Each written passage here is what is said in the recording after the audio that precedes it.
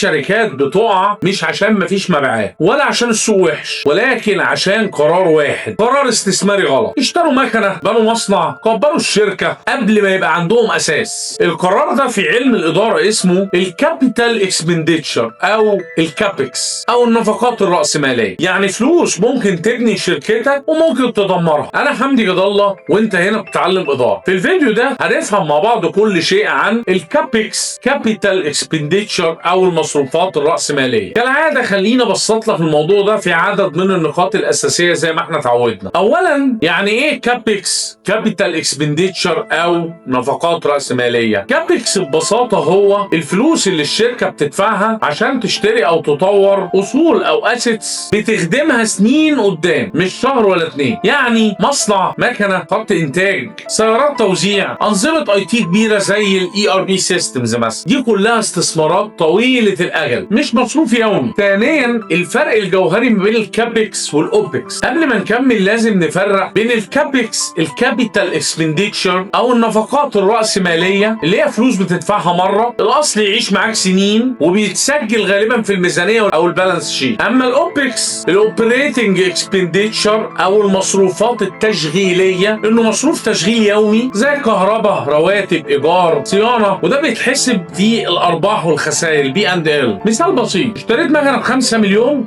ده كابكس. بتدفع كهرباء عشان تشغل المكنه دي وصيانه المكنه دي، ده اوبكس. ثالثا، ليه الكابكس قرار خطير ومهم؟ لان قرار غلط في الكابكس شيله على ظهرك لمده 10 سنين. قرار صح في الكابكس يعني تنافسيه اعلى بتكلفه اقل مع سرعه في الانتاج. عشان كده الكابكس مش قرار محاسب بس، انما ده قرار استراتيجي وليه تبعات تشغيليه، وفي نفس الوقت قرار مالي لانه محتاج تكلفه عاليه جدا. رابعا، امثله عمليه على الكابكس. شركه تصنيع مثلا قررت تشتري خط انتاج اوتوماتيك ب 20 مليون جنيه. ده يقلل العماله، يزود الجوده، يسرع الانتاج، ولكن محتاج انك تدرس الار او اي بتاعه، ريتيرن اون انفستمنت او العائد على الاستثمار من الخط ده. محتاج انك تحسب كمان معدل استهلاك الاصل ده، الديبريشيشن بتاعه. شركه توزيع مثلا قررت تشتري 50 عربيه توزع بيهم شغلها. ده يقلل الاعتماد على الشركات الخارجيه، ده امر جميل جدا. يزود سيطرتي على السوق والخدمه لان العربيات بتاعتي تحت ايدي، ولكن الموضوع بقى فيه صيانه وسواقين وتامين على العربيات وتامين على السواقين. يعني مصروف كابكس جر وراه اوبكس كتير. عشان كده لازم ندرس كويس. شركه تجاريه حبت تطبق نظام اي ار بي سيستم،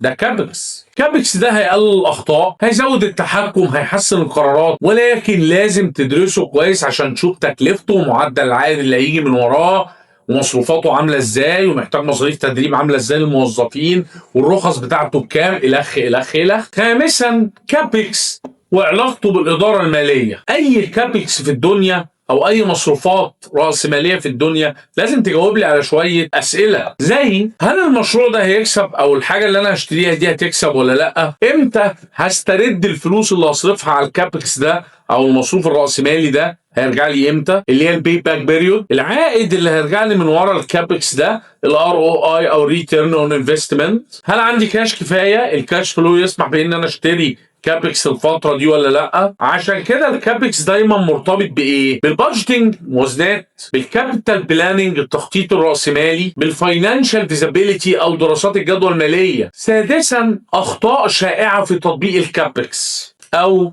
الكابيتال اكسبنديتشر، المصروفات الراسماليه، زي تشتري اصل عشان شكله جميل، نكبر الشركه قبل ما السوق يكبر، نشتري مكنه اعلى من احتياجاتنا، ننسى تكلفه التشغيل بعد الشراء وكأن المكنه مش هتصرف فلوس تاني. كابكس مش سباق، كابكس ده حسابات. الخلاصه يا عزيزي، كابكس كابيتال اكسبنديتشر، المصروفات الراسماليه، دي قرارات طويله الاجل. قرار واحد غلط يعني استنزاف للشركه، قرار صح يعني نمو واستدامه. كابكس لازم يتاخد بعقل، بارقام، مش بالعاطفه. واخيرا خليك فاكر ان العلم اللي بينفع الناس ما بيموتش. كان معاكم دكتور حمدي جد الله.